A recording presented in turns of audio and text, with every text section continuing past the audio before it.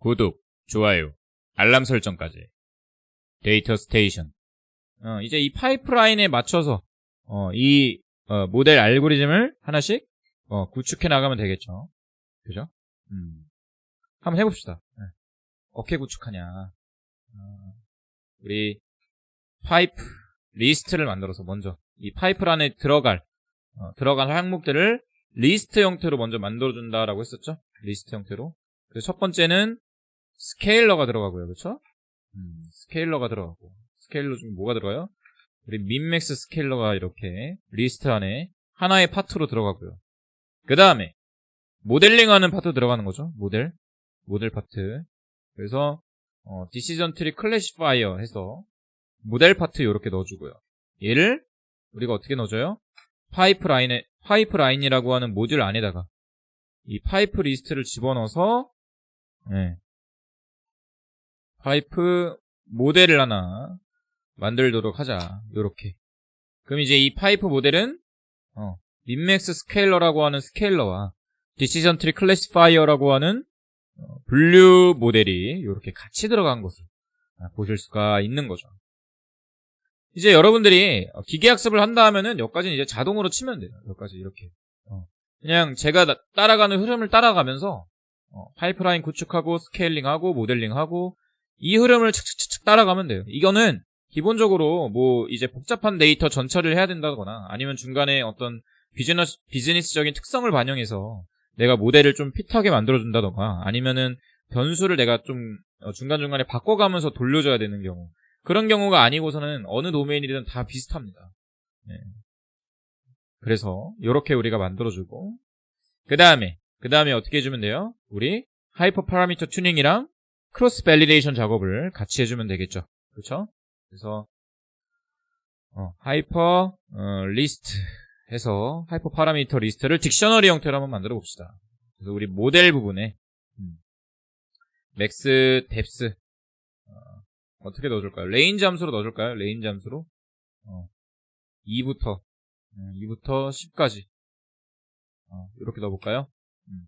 그 다음에 모델 min 샘플 립 얘도 레인지 형태로 범위를 그냥 줘버리는 거예요. 범위를 대뜸 줘서 얘네가 그냥 하나씩 그리드로 쭉 돌아갈 수 있게 이렇게 주는 거죠. 얘도 2부터 10까지 줘보도록 하겠습니다. 한번 확인은 해볼게요. 그리드 서치로 일단 되는지 이 하이퍼 파라미터가 잘 들어맞는지 이렇게 레인지를 이렇게 쓰면 되는지 얘를 그리드 모델 이렇게 해서 픽 해서 X 트레인 Y 트레인 되죠? 그쵸? 작동이 잘 되죠? 그쵸? 그러면 이 range라는 함수를 써서 이 범위만큼 그리딩을 해주면 되겠다. 그쵸? 베스트 에스티메이터도 찾아지죠. 그쵸? 네. 요렇게 range 함수를 써서 내가 하이퍼 파라미터의 범위를 줄 수가 있어요. 우리 저번에는 그냥 리스트 형태로 2, 3, 4, 5, 6 뭐 이렇게 넣었잖아요. 그렇게 넣지 마시고 range 함수 써서 특정 범위를 이렇게 줘버리세요. 요렇게. 그래서 뎁스랑 립이랑 또 뭐 줄까요? 크리터리언. 그래서 진위를 쓰느냐 이런 것들만 우리 리스트로 주고 나머지는 레인지 함수 써서 줘버리면 됩니다. 그리고 또 어떤 거 해야 되냐면은 지금처럼 잘 보시면은 이게 재발 여부잖아요. 재발 여부. 그래서 한번 확인을 해보면은 밸류 카운트 확인을 해보면 데이터의 비율이 어때요? 10대 1 비율로 굉장히 깨져 있는 것을 보실 수가 있어요. 데이터의 비율이 깨져 있는 경우에는 여러 가지 문제가 발생한다고 했었죠. 그렇죠? 근데 이거를 어느 정도 알고리즘 단계에서도 보완이 가능해요. 우리 이런 트리 기반의 알고리즘 같은 경우에는 클래스 웨이트라고 하는 함수들이 있어요. 클래스 웨이트. 이 클래스 웨이트 함수를 주면은 얘네들을 언밸런싱한 데이터들을 맞춰서 비율을 맞춰서 던져주게 됩니다. 밸런스를 맞춰서 언밸런스된 데이터를 비율이 깨져 있는 부분, 비율이 적은 부분을 좀 더 뭐 증폭을 시킨다던가 해줘가지고 예. 맞춰줘요. 그렇다고 오버샘플링, 언더샘플링을 하는 건 아닙니다. 가중치를 준다는 얘기예요. 가중치. 그 해당 그 데이터의 빈도수가 적은 값에다가 가중치를 부여해주는 함수예요. 클래스 웨이트라고 하는 함수가. 그리고 또 써봅시다. 민 샘플립, 그리고 민 샘플 스플릿까지. 보통 디시전 트리에서는 크게 이 세 가지 뎁스, 립, 스플릿 이 세 가지의 파라미터를 그리드로 줘요. 이렇게 주고 우리가 스코어링은 어떻게 할 거냐? 데이터의 비율이 깨져 있기 때문에 F1 스코어로 줄 거고요. 그리고 F1 스코어로 줄 거고 우리가 이 CPU 우리 컴퓨터의 효율을 좀 컴퓨터에 우리 이 병렬 컴퓨팅 파라렐 해서 계산을 한번 해보자. 요렇게 한번 줘볼까요? 여기까지 써주고 우리 크로스 밸리데이션도 해야 되겠죠? 크로스 밸리데이션도 해보자. CV 값은 몇으로 할까요? 5로 해볼까요? 요렇게 해서 한번 학습을 진행해볼까요? 그럼 어떻게 되는 거예요? 우리 범위 2에서 10까지 사이에 뎁스, 립, 스플릿을 각각 다 주면서 진이랑 엔트로피를 해보면서 클래스 웨이트도 줬다 안 줬다 하면서 우리가 모델을 짠 하고 구축을 하는 거죠. 그래서 구축된 결과 베스트 에스티메이터를 보니까 엔트로피에다가 뎁스는 5층이고 샘플 립은 3층이고 스플릿은 4층을 줬을 때 가장 스코어링이 높은 F1 스코어가 높은 결과가 도출된다. 그래서 얘를 뭐라고 선언해주면 돼요? 베스트 모델이다.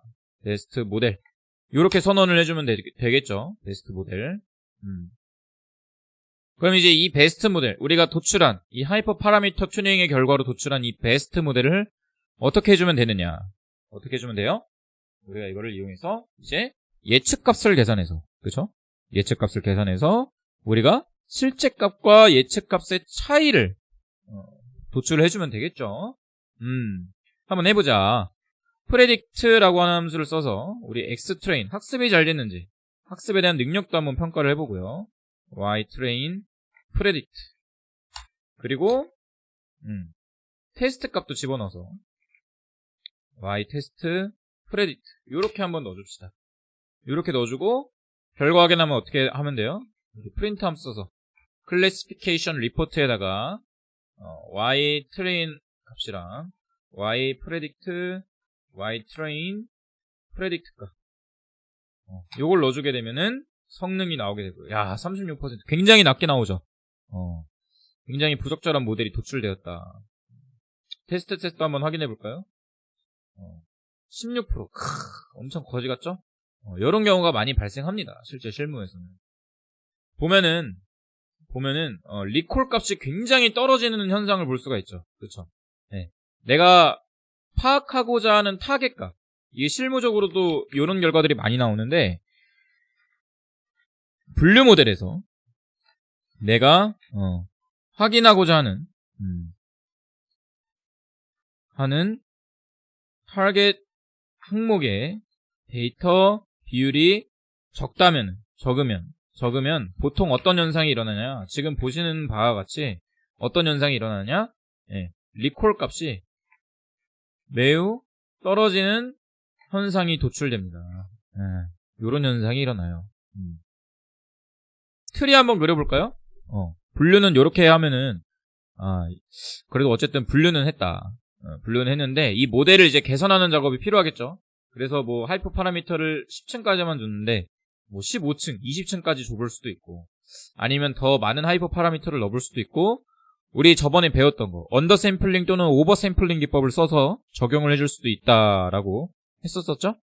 그거를 이제 좀 더 우리가 추가를 해줘서 리샘플을 해서 피팅을 한번 시켜보자. 이렇게 접근을 할 수도 있겠고요. 그죠?